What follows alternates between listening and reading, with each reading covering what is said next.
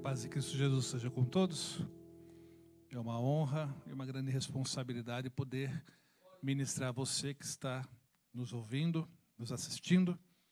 E vamos à palavra de Deus. Eu creio que Deus já tem falado através de todas as participações, mas vamos meditar no texto bíblico, num tema que eu creio que vai ser útil, vai ser relevante para você e vai realmente solidificar a sua fé. Deixa eu fazer uma pergunta, eu gosto de fazer perguntas, pena que eu não posso te ouvir a resposta. Qual tem sido a sua oração? Senhor, me fortaleça, ou Senhor, me enfraqueça? Qual tem sido a sua oração? Senhor, me dê força, que eu seja mais forte, ou que eu seja mais fraco? Pensa um pouquinho.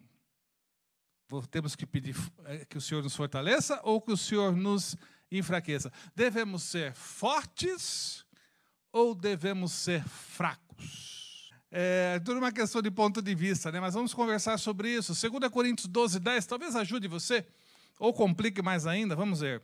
Pelo que sinto prazer nas fraquezas, nas injúrias, nas necessidades, nas perseguições, nas angústias, por amor de Cristo, porque quando sou fraco, então é que eu sou forte. Ajudou? Forte ou fraco? Fraco ou forte?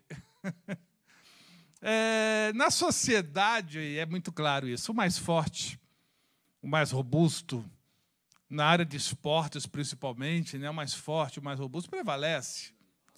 No mundo animal, muito bem, estão me ajudando aqui?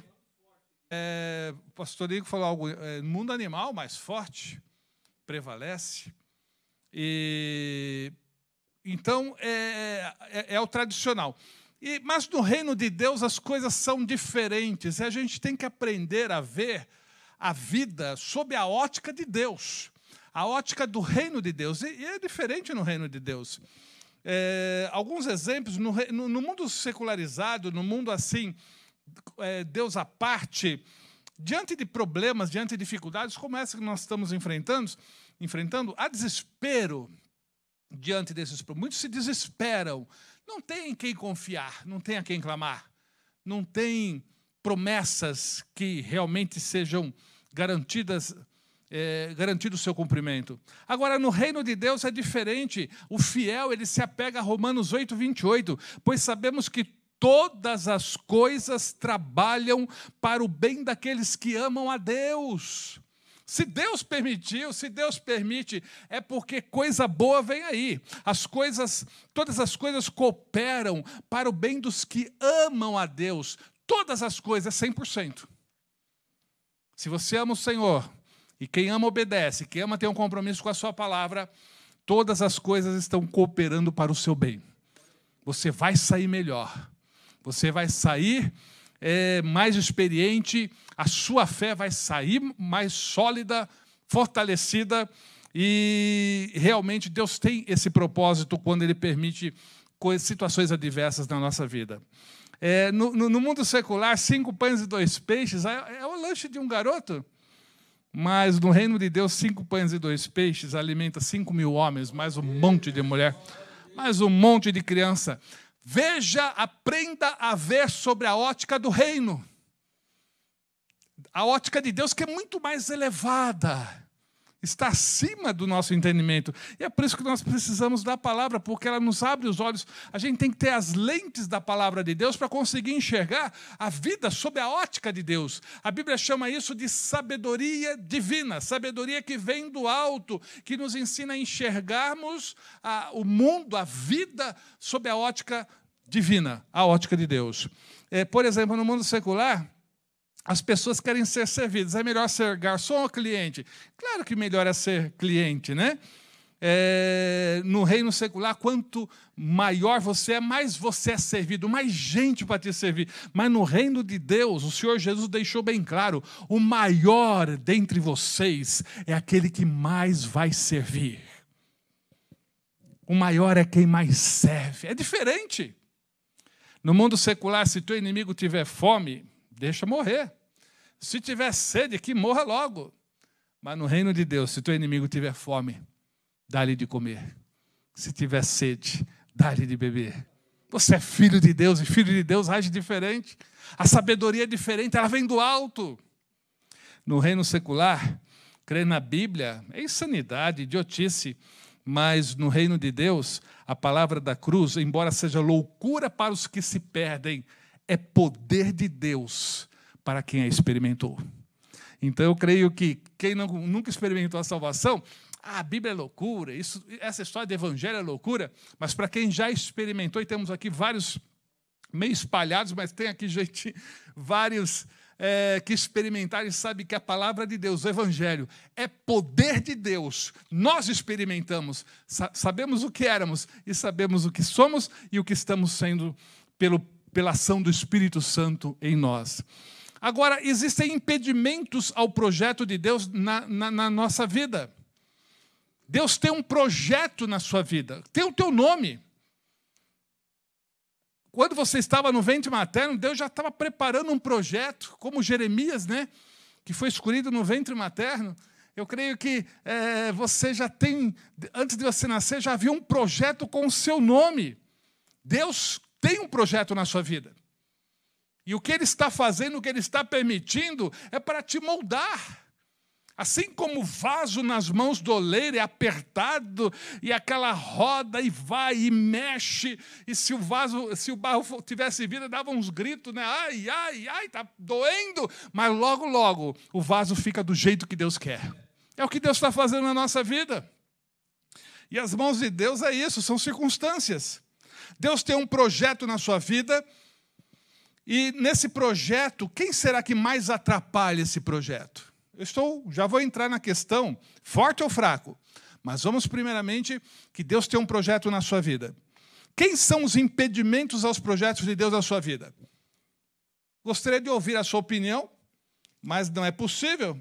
Mas eu colocaria em terceiro lugar, por ordem de importância, em terceiro, Satanás.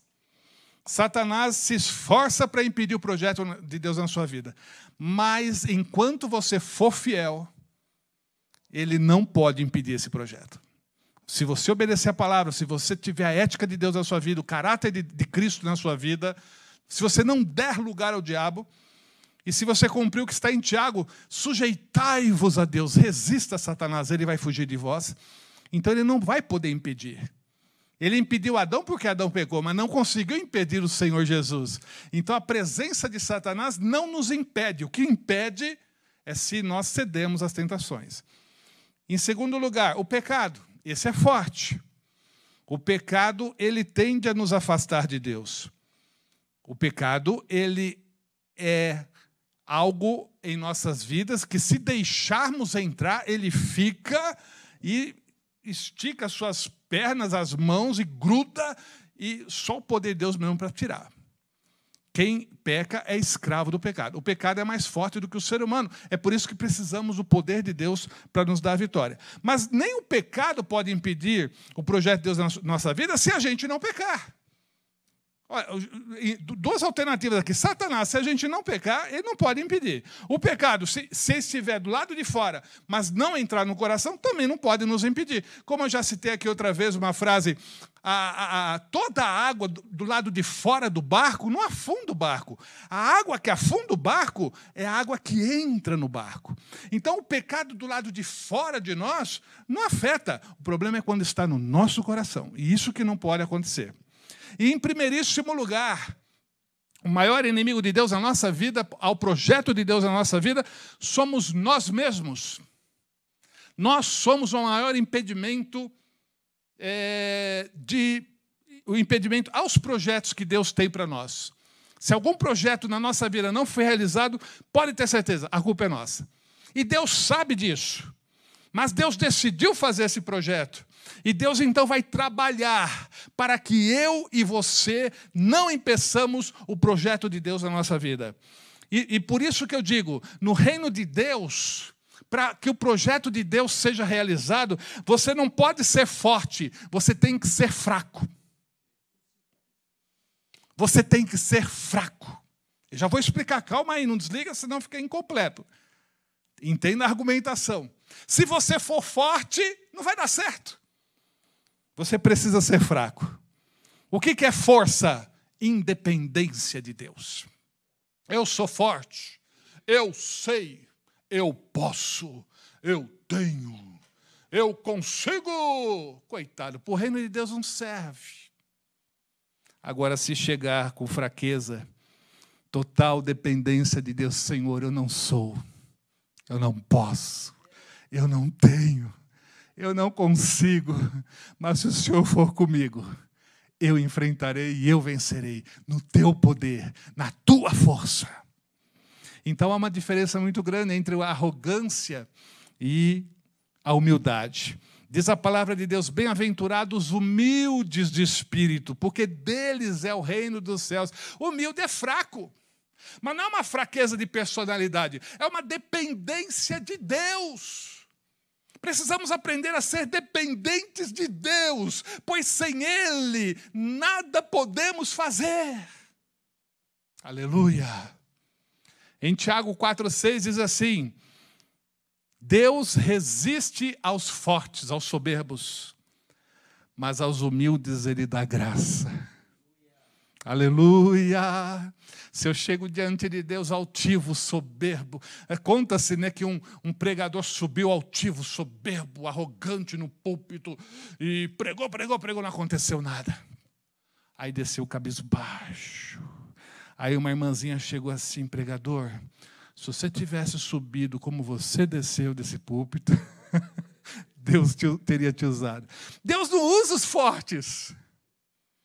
Deus usa os fracos.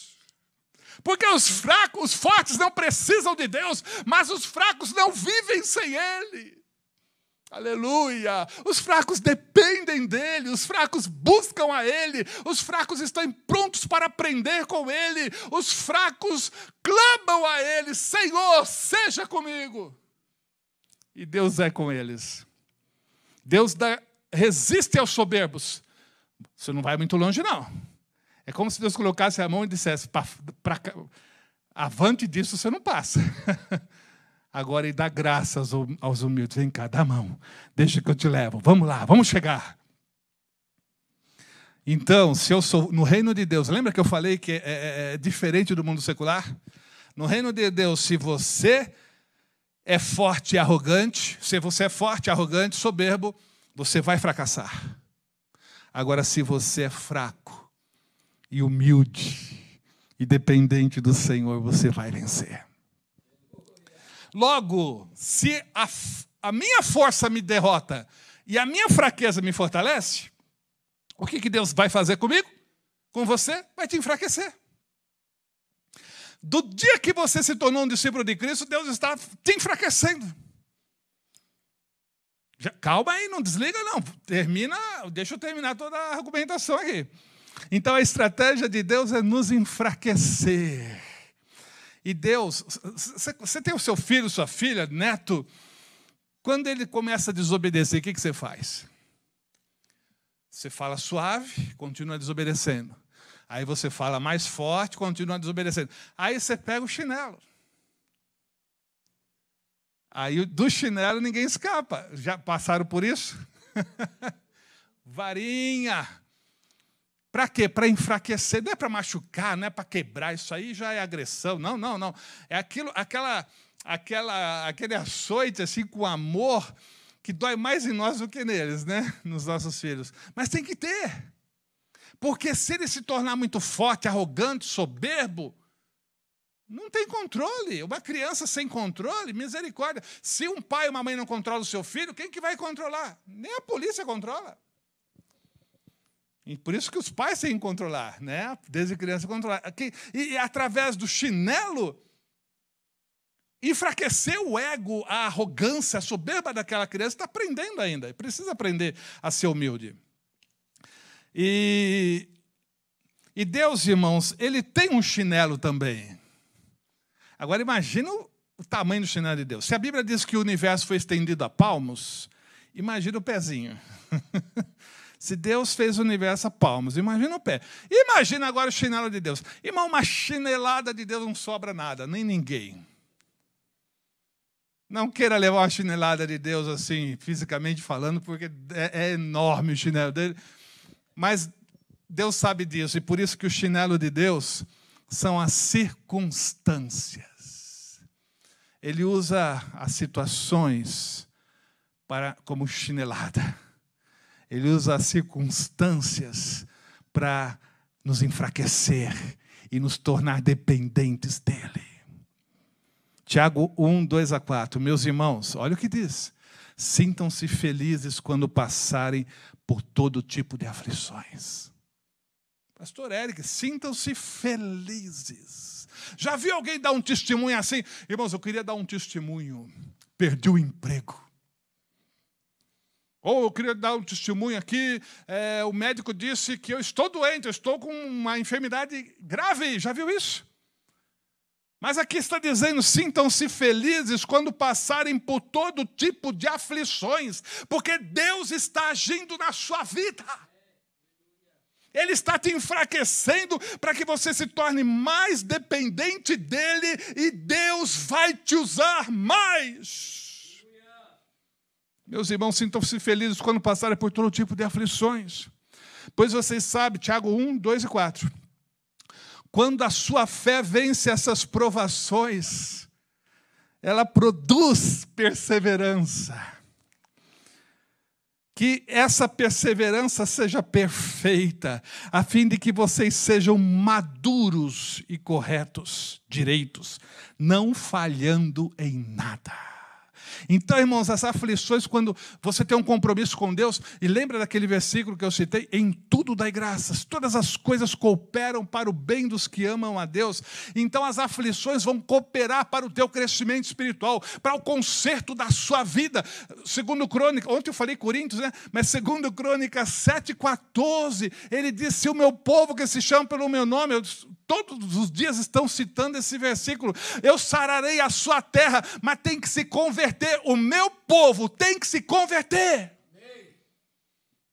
A luz tem que brilhar, o sal tem que salgar. Que esperança há para o ímpio se a luz perder o seu brilho? Arabasturibalai.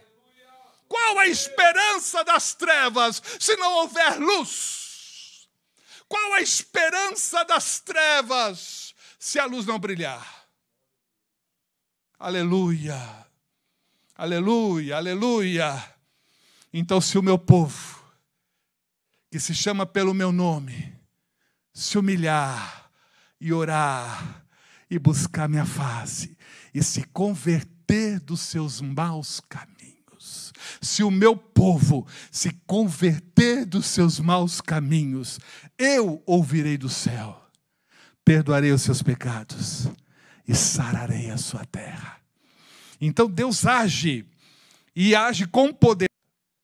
Sejam felizes quando passarem por todo tipo de aflições, pois essa aflição vai aumentar a sua fé, a sua perseverança, e ela vai ser perfeita, a sua vida será madura, perfeita. E para encerrar, Paulo, 2 Coríntios 12, 7 a 10. Você que tem sua Bíblia, abra lá, 2 Coríntios 12, 7 a 10. O que diz lá? O apóstolo Paulo, você conhece bem a história. O apóstolo Paulo recebeu revelações tremendas de Deus.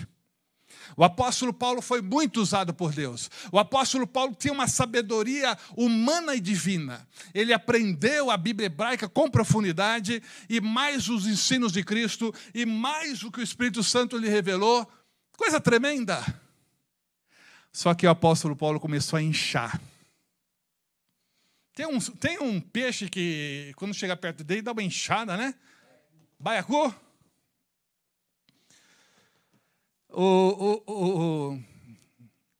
Então, o apóstolo Paulo começou, tipo baiacu, né? Começou a se inchar. Deus me usa, Deus me revela, eu tenho, eu posso. E aí, olha o que Paulo diz, para que não me ensoberbecesse com a grandeza das revelações, para que eu não me tornasse forte, para que eu não fosse soberbo com tudo aquilo que Deus revelou, foi-me posto um espinho na carne, o mensageiro de Satanás para me esbofetear. Olha que interessante, um mensageiro de Satanás autorizado por Deus para esbofetear Paulo. Não sabemos qual era a circunstância dele, mas era algo que o enfraquecia, a fim de que não me exalte, a fim de que eu me continue fraco. Porque Deus não usa os fortes, Deus usa os fracos. Deus não usa os que podem, aqueles que sabem que não pode. Porque quem sabe que não pode, depende de Deus. Quem acha que pode, não depende de Deus. E não tem como Deus usar. E continuando, por causa disso, 3 vezes pedi ao Senhor que o afastasse de mim. Então ele me disse, a minha graça te basta. Porque o meu poder, ele se aperfeiçoa, Paulo, na sua fraqueza. A minha graça, o meu poder, a minha graça agindo em você, o meu poder se aperfeiçoa quando você é fraco. Paulo, quanto mais forte você for, mais fraco eu serei na sua vida. Mas quanto mais fraco você for, mais forte eu serei na sua vida e mais vou te usar. Deus decidiu e Deus está te enfraquecendo. Como é que eu sei que eu estou enfraquecendo? Porque você está buscando mais o Senhor. Você reativou cultos domésticos, você começou a ler a Bíblia, começou a orar mais. Isso é dependência de Deus. Quanto mais quanto mais forte, mais longe de Deus eu estou. Longe da igreja, longe da oração, longe da palavra. Mas quanto mais fraco, mais próximo do Senhor eu estou. Mais próximo da oração, mais próximo do culto, mais próximo da igreja, mais próximo do ministério, mais próximo da palavra. Você está se aproximando ou não? Então é Deus te enfraquecendo. Aleluia. Não tem para onde correr. Eu vou correr aos pés do Pai. Eu vou ficar aos pés do Pai e clamar a Ele. Eu vou correr no braço do Pai para me acolher. Os fracos correm aos pés do Pai. Os fracos correm para o abraço do Pai. Os homens de Deus na Bíblia foram que estavam sempre na presença do Pai, porque sabiam que sem Ele nada podia ser feito. Já estou terminando. De boa vontade, pois me gloriarei nas fraquezas, para que me repouse o poder de Cristo. As circunstâncias que me enfraquecem fazem com que o poder de Jesus Cristo repouse na minha vida. Olha que lindo, olha o último versículo. Pelo que sinto prazer, passou ligo, sinto prazer. Já ouviu alguém falar uma coisa dessa? Sinto prazer nas fraquezas, tudo aquilo que me enfraquece. Nas injúrias, nas necessidades, nas perseguições, nas angústias, por amor de Cristo. Tudo isso sendo fiel a Deus, não é desobedecendo a lei, não é roubando, furtando, se intrometendo em situação alheia, mas você sendo fiel à lei, fiel ao caráter de Cristo, igual ao teu Salvador. Aí a fraqueza vem, a injúria vem, a necessidade vem, a perseguição vem, a angústia vem e você sentirá prazer, porque quando sou fraco, então eu sou forte. Então passe hoje a fazer a seguinte oração: Senhor, me enfraqueça do meu eu, do meu ego, da minha independência. Me enfraqueça para que o teu poder se aperfeiçoe na minha fraqueza. Que Deus abençoe a todos em nome do Senhor Jesus. Curve a sua cabeça, estaremos orando. Senhor, eu sei que o Senhor está agindo agora em nossas vidas, no nosso ouvinte. Eu sei que o Senhor decidiu nos enfraquecer para que sejamos fortes na Tua presença. Queremos ser fracos para dependermos totalmente de Ti. Aperfeiçoa, Senhor. Aperfeiçoa os nossos ouvintes. Dá-lhe força, graça, a Tua força. E que o eu, Senhor, esteja cada vez mais submisso. Que esse ego esteja cada vez mais submisso à Tua palavra e ao Teu poder. Em nome de Jesus, levanta agora um grande exército, Senhor. Onde o nosso ouvinte estiver, que ele seja um soldado fraco, fraco segundo os homens, mas cheio do Espírito segundo o reino de Deus, e que seja um instrumento de Deus onde você estiver. Ei, Deus vai te usar onde você estiver. Você é um gigante na mão de Deus, porque hoje, a partir de hoje, o poder seu é de Deus, em nome de Jesus.